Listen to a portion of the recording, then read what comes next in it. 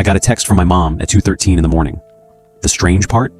My mom had been dead for almost 2 years. I was lying in bed when my phone buzzed on the nightstand. I almost ignored it. Then I saw the name. Mom. For a few seconds, I just stared at the screen. Her contact photo was still there. The same picture I had saved years ago. I knew it had to be some kind of glitch. Maybe an old phone number had been given to someone else. Maybe it was spam. But then I opened the message. It said, "Hey sweetheart, I know you're angry with me. Please check the blue box." That was it. No explanation, no name, just that one message. I couldn't move, because there was something nobody else knew. When my mom died, she left behind a small blue box. I had found it in her closet after the funeral. Inside were some old photographs, a necklace, and a handwritten note. The note said, "Open this when you're ready." I wasn't ready, not then, so I put the box in the back of my closet and forgot about it. Or at least, I tried to. I picked up my phone again. The message was still there. I typed, "Who is this?" 3 dots appeared almost immediately, then disappeared, then appeared again. Finally, another message came through. "It's me." I felt my stomach drop. I called the number. It went straight to voicemail. I called again. Same thing.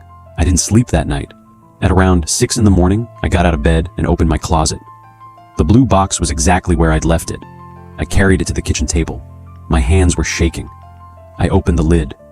Nothing looked different. Old photographs, the necklace, the note. Then I noticed something underneath the note, a small envelope. I'd never seen it before. My name was written across the front in my mom's handwriting. I opened it. Inside was a single piece of paper. It said, "If you're reading this, something happened to my phone." I stopped. My mom had written another sentence underneath. "There's something I never told you." I kept reading. She explained that a few months before she died, she discovered that someone had been accessing her online accounts. At first, she thought it was a mistake. Then she realized someone had been reading her private messages. She didn't know who it was. So she started leaving little notes around the house. The blue box was one of them. Then I reached the last line. It said, "Whatever happens, don't trust Daniel." Daniel was my mother's younger brother, my uncle. The same man who had given the speech at her funeral. The same man who had hugged me afterward and told me, "Your mother loved you more than anything." I immediately called him. He didn't answer. I called again. Nothing. Then my phone buzzed. Another message from Mom. "Don't call him." I nearly dropped the phone. I typed, "Mom, if this is really you, tell me something only you would know." The reply came less than a minute later. "Your first word wasn't Mom. It was Moon. You used to point at the window every night and say it before you could even say my name." I started crying. Because that was true. Nobody remembered that. Not my dad. Not my uncle. Not even me. Except my mom. Then another message arrived. "I'm sorry I couldn't protect you." I typed, "Protect me from what?" There was a long pause. Then the answer came. "Daniel." I immediately went to my mom's old laptop. It hadn't been turned on since the funeral. I plugged it in. The battery was dead. After charging it for a few minutes, I opened it. There was only one folder on the desktop. It was called "For My Daughter." Inside was a video. I clicked it. My mom appeared on the screen.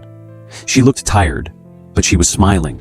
She said, "If you're watching this, I probably didn't get the chance to explain everything." Then she told me the truth. She had discovered that my uncle had been secretly taking money from my grandmother's account. My mom had confronted him. He begged her not to tell anyone. She refused, so he threatened her. Not physically. He threatened to destroy our family. He told her that nobody would believe her. My mom started recording everything. She saved copies of the evidence inside the blue box. Then she looked directly into the camera and said something I'll never forget. "If Daniel ever tells you that I was sick, confused, or forgetting things near the end, don't believe him." I paused the video. Because suddenly, everything made sense. After my mom died, my uncle had been the person who handled almost everything.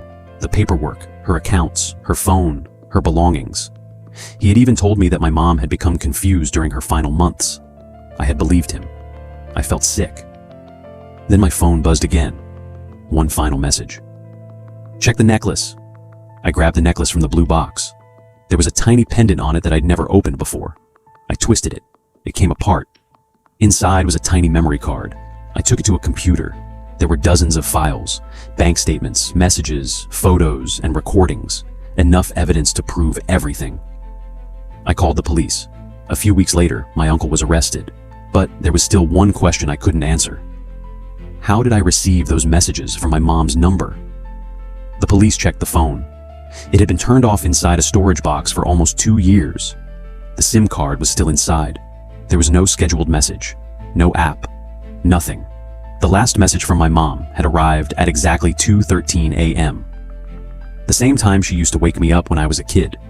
She would quietly open my bedroom door and whisper, "Wake up, Moon Girl." I don't know how those messages happened. Maybe there is an explanation. Maybe there isn't. But I still have that blue box. And sometimes, when I'm having a really bad night, I look at my mom's contact in my phone. I know she isn't going to text me again, but I still haven't deleted her number. Because some people leave this world, but somehow they never really leave you.